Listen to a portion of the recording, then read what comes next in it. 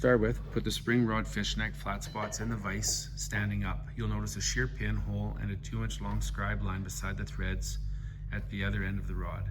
Slide the spring centralizer on the rod up to the fishneck. Ensure the large end of the taper on the inside of the spring centralizer is toward the fishneck so the spring centralizer makes contact with the fishneck. Slide the spring on the rod so that it sits on the spring centralizer. Slide the spring retainer over the rod on top of the spring, along with the brass retainer ring. Apply Loctite 262 to the thread of the red rod nut and thread onto the rod and tighten the rod nut so that the threads bottom out. Using a crescent wrench, snug the rod nut into place. Confirm the spring is under tension. Apply 262 Loctite to the 1/4-inch set screw hole and thread the set screw into the rod nut using an Allen key to tighten the set screw into place. Place the flow cage on the top, thread it into place.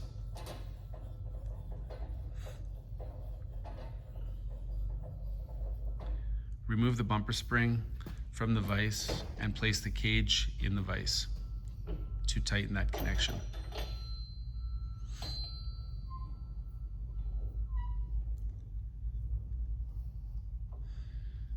Using a wrench, tighten the spring retainer to the cage.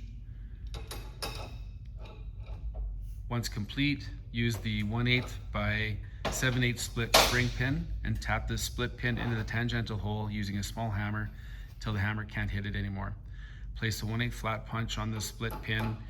Use the hammer to hit the punch to finish pushing the split pin into place. Once complete, install the brass shear pin in the bumper spring before running in the well.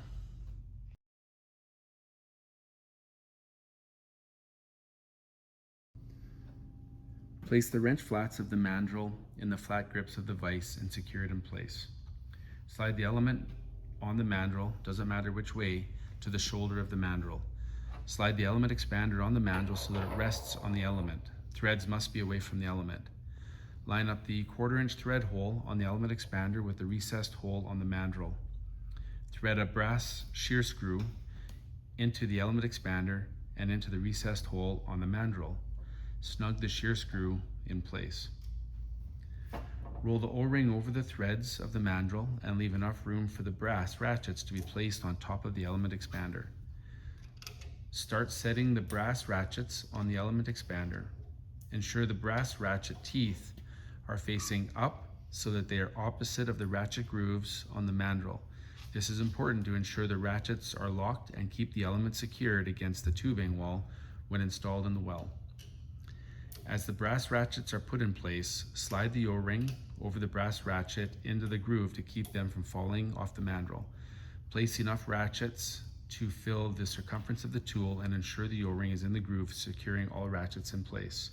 Slide the backup ring onto the mandrel and let it sit on top of the ratchets.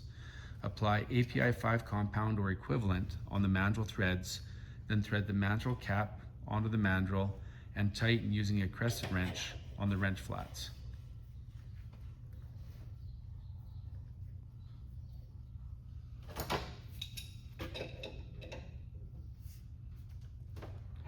Remove the mandrel from the vise.